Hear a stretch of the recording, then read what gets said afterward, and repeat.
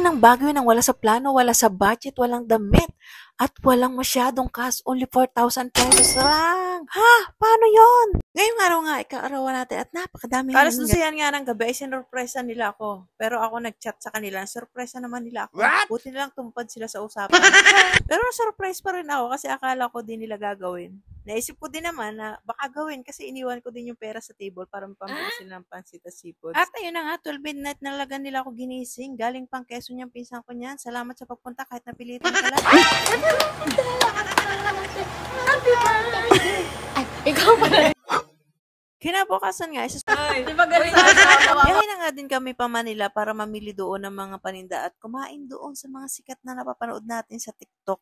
Finally nga, nandito na tayo sa pamilihan ng mga damit. Dito sa pamilihan ng Baklaran. After nga namin mamili, ay diretso na tayo sa kainan. Siyempre, doon sa pupuntahan natin sa Binondo. Pinuntahan nga namin yung mga legendary restaurant dito sa Chinatown. So, after nga namin kumain at ma-celebrate yung aking birthday at natikman yung mga pagkain dito masasarap, ay dumiretso na rin kami biyahe. At ito na nga yung nangyari at ito yung reason kung bakit kami napapunta ng Baguio. Habang papauwi nga kami papuntang Laguna, biglang nakita ni Brat yung daan papuntang Baguio at tas bigla siya nagbiro na, ano kahit pumunta tayo ng Baguio, nakaliko tayo ng Baguio, what if? At di ko akalain na tututuhanin niya, sobrang lakas na loob niya na bigla na lang siya lumiko at lumiko na pa Baguio!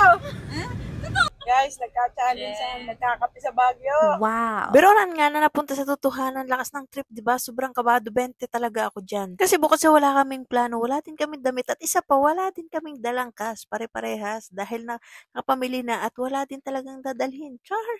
At iyon nga, sobrang sigawan kami dyan. Na parang as in may warm sa tiyan namin na natatain na ewan.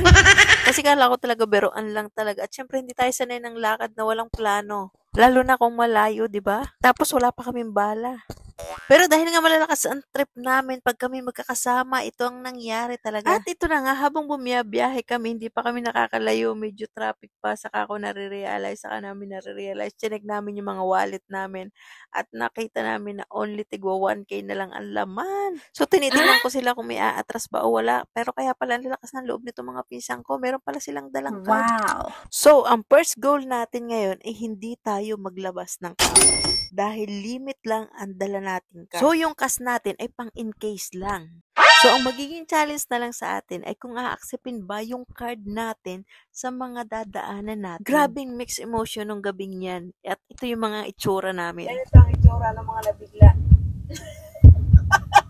At habang bumiyabiyahe kami, isa sa kasamahan namin ay naghahanap na ng aming tutuluyan sa Baguio sa Airbnb na dapat ang gamit ay card pa rin. First challenge, nakapag-book kami pero hindi pa kami na-accept. So, waiting pa kami. So, nag-iisip na kami ng alternative kung sakaling hindi kami ma-accept.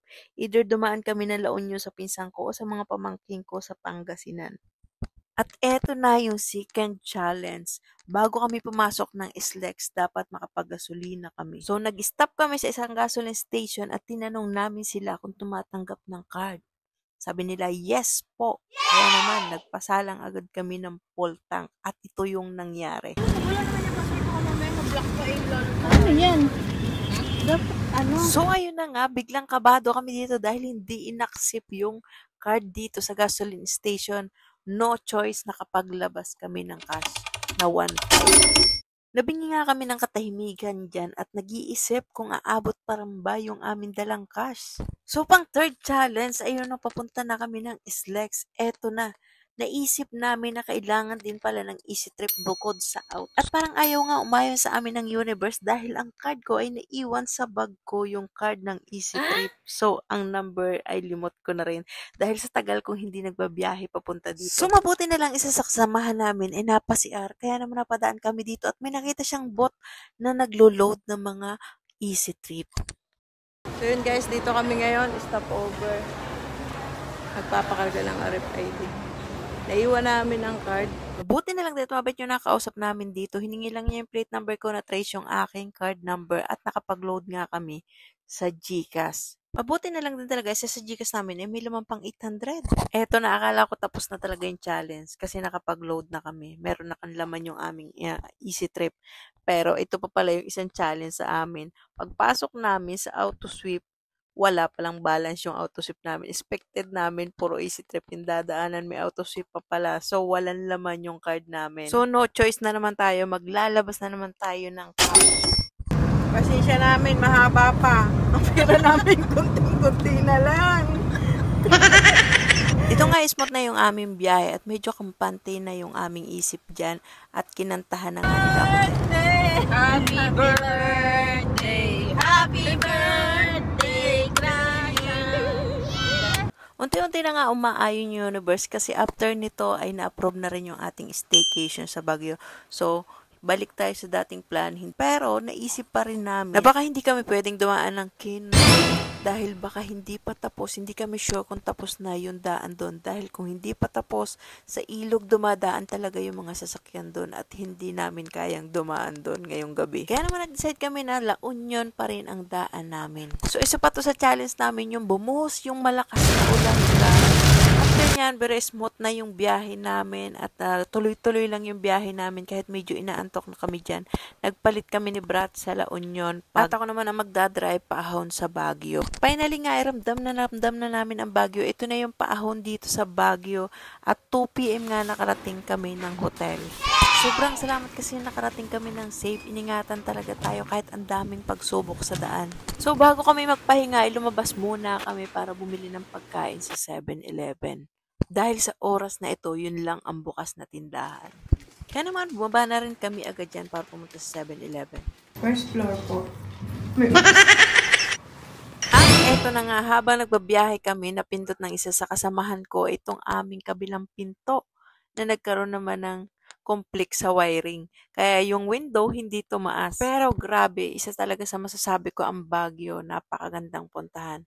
Bukod sa safe, mababait din yung mga tao dito. Sina Kuya, shout out kay na Kuya na tumulong sa amin, Food Panda and Grab. Si Kuya Aldrich, kung hindi ako nagkakamali, Aldrich yung pangalan ng isa. As in, pagka-deliver nyo nang dineliver niya, bumalik siya para tulungan kami. At yung isa nag-stay naman, kinancel na niya yung kanyang nagbubuk sa kanya at tinulungan na lang kami. Grabe, sobrang appreciate. Thank you po sa inyong dalawa. Shout out po at sana po dumami pa yung katulad ninyo. So, pagbalik nga namin, tumulog na kami at eto na yung morning. Napakaliwalas talaga dito sa Baguio. Ang lamig ng simoy ng hangin. Ang sarap gumising kapag ganito yung ambience.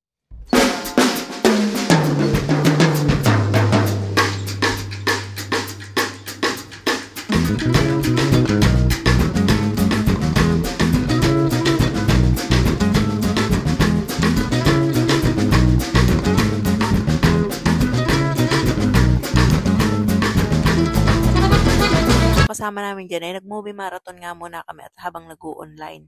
Mga alas 9 nga ay nagising ng mga prinsesa kaya naman kumain na kami ng umagahan. Matapos nga namin kumain, ayun, sound trip at saka work online. Habang busy nga yung dalawa dyan, kami naman nag-umpisa na ring maligo. So after nga namin maligo, ay pumunta naman kami ng SM para bumili na aming mga kagamitan at susuotin. 10 minutes nga lang mula hotel hanggang dito sa SM, pero 4 times kaming naligaw. So anong nangyari, yung 10 minutes naging 40 minutes at pagpasok namin ng parking, mas matagal. Halos inabot din kami ng 30 minutes doon. Kaya ang tagal din, halos 1 oras kalahati din talaga kami bago nakapasok. So ito na nga finally, nakapasok na kami ng SM at namili na nga kami ng aming mga susuotin. So ang question, nakatipid ba kami o napamahal dahil saan plan namin pagpunta dito? Finally nga nakapili na kami na susuotin at binera namin at suot na rin namin yung mga gamit. Huwag po kayo mag-alala sa underwear namin dahil gabi pa lang kabili na po kami.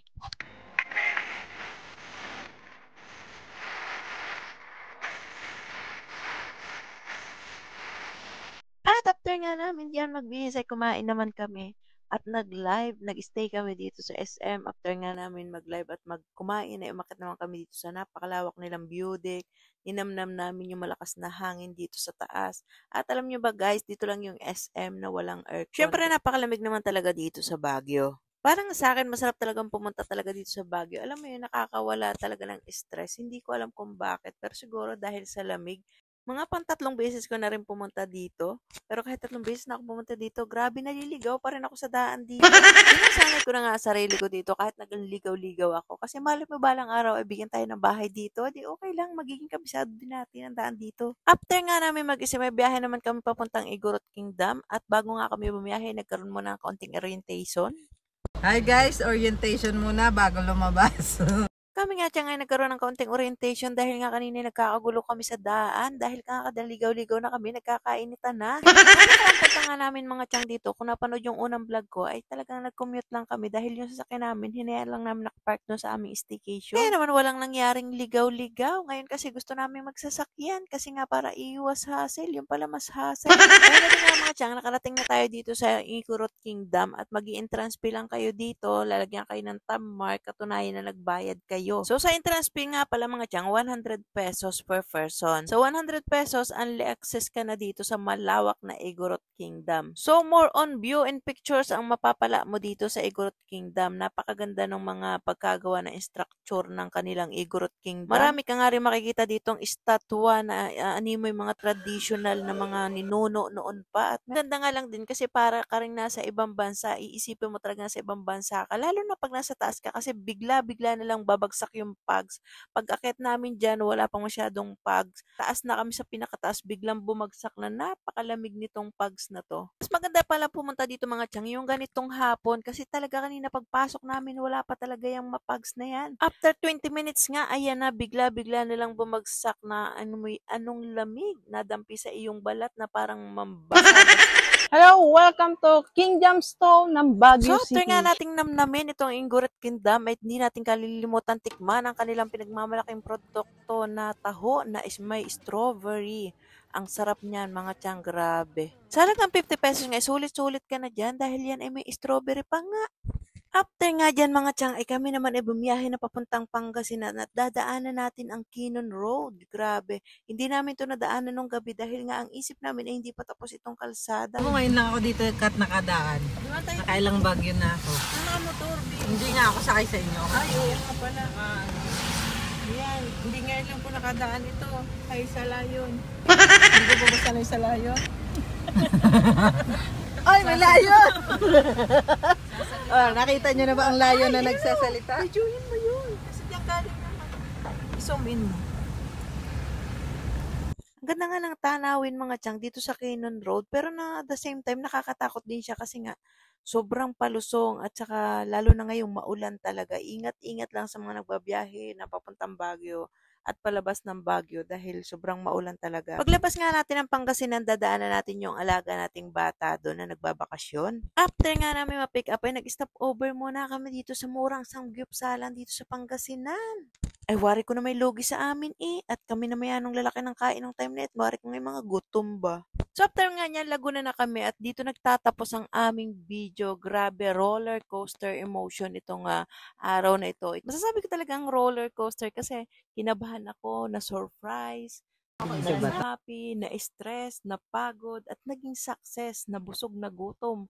Naging success yung araw na ito. Yun naman ang mahalaga, natapos natin yung araw ng masaya at puno ng memory, learn. So, kung isa ka nga sa nagtiyagang manood ng aking video, kahit na roller coaster din yung nararamdaman mo, ay maraming salamat sa suporta mo. Yun lang! Bye! Hanggang sa muli!